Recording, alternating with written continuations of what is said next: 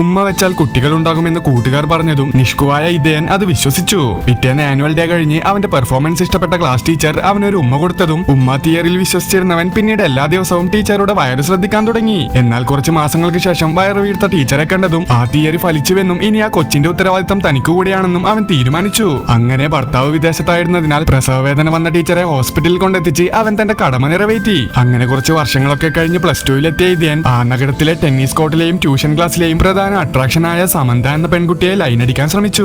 അങ്ങനെ ഇരിക്കെ ഒരു ദിവസം അവൾ അവനെയും ഫ്രണ്ട്സിനെയും ബർത്ത്ഡേ പാർട്ടിക്ക് വീട്ടിലേക്ക് ക്ഷണിച്ചതും അവളോട് തന്റെ ഇഷ്ടം പറയാമെന്ന പ്രതീക്ഷയിൽ അവൻ അവളുടെ വീട്ടിലേക്ക് എത്തി. എന്നാൽ അപ്പോഴാണ് അവൾ ട്വിൻസ് ആണെന്നും ടെന്നീസ് കോർട്ടിൽ കണ്ടത് അവളുടെ സഹോദരി സംയുക്തയും ട്യൂഷൻ ക്ലാസ്സിൽ കണ്ടത് സാമന്തയുമാണെന്ന് ഇദ്ദേഹം തിരിച്ചറിഞ്ഞത്. അതോടെ ഈ രണ്ടുപേരിൽ താൻ ശരിക്കും ആരെയാണ് പ്രണയിച്ചതെന്ന കൺഫ്യൂഷനിൽ അവന്റെ ആ ചാപ്റ്റർ അങ്ങ് ക്ലോസ് ആയി. പിന്നീട് യൗവനത്തിലേക്ക് എത്തിയവൻ ഒരു ഹോസ്പിറ്റലിൽ വെച്ച് ഡോക്ടറായ അമുദയെ കണ്ടതും അവളുടെ നിഷ്കളങ്കമായ ചിരിയിൽ അവൻ വീണുപോയി. പിന്നീട് അവർക്കിടയിൽ ഒരു സൗഹൃദ വലയം ഉണ്ടാവുകയും ഇരുവർക്കും അങ്ങോട്ടും ഇങ്ങോട്ടും ഇഷ്ടമുണ്ടാവുകയും ചെയ്തെങ്കിലും പരസ്പരം തുറന്നു പറയാതെ ആ അധ്യായവും അകാലത്തിൽ പൊലിഞ്ഞുപോയി. അങ്ങനെ നിരാശയുടെ കുറച്ച് വർഷങ്ങൾ കഴിഞ്ഞതും പിന്നീട് തന്റെ ഫ്രണ്ടിന്റെ കല്യാണത്തിന് ട്യൂഷൻ ക്ലാസ് ക്രഷായ സമന്തയെ വീണ്ടും അവൻ കണ്ടുമുട്ടി. അങ്ങനെ ഒരു സെക്കൻഡ് ചാൻസ് കിട്ടിയതും അവളോട് തന്റെ ഇഷ്ടം അറിയിക്കാനിരുന്നപ്പോഴാണ് അവളിപ്പോൾ നാസയിൽ ഒരു സയന്റിസ്റ്റ് ആണെന്നും നാളെ തന്നെ US-ലേക്ക് പോകുവാണെന്നും അവൻ അറിഞ്ഞത്. അങ്ങനെ റീയൂണിയനും ഒരു തീരുമാനമായതോടെ പിന്നീട് 30കളിലേക്ക് കടന്ന ഇദ്ദേഹൻ അതിഥി എന്നൊരു പെണ്ണുമായി എൻഗേജ്ഡ് ആയി. എന്നാൽ അതിനുശേഷം ഒരു മാളിൽ വെച്ച് അമുദയെ അവൻ വീണ്ടും കണ്ടു. പക്ഷെ തന്റെ കല്യാണം കഴിഞ്ഞെന്നും എനിക്കന്ന് നിന്നെ ഇഷ്ടമായിരുന്നെന്നും പറഞ്ഞ് മനസ്സിലെ ഭാരം ഇറക്കി വെച്ച് സന്തോഷത്തോടെ അവൾ പോയി.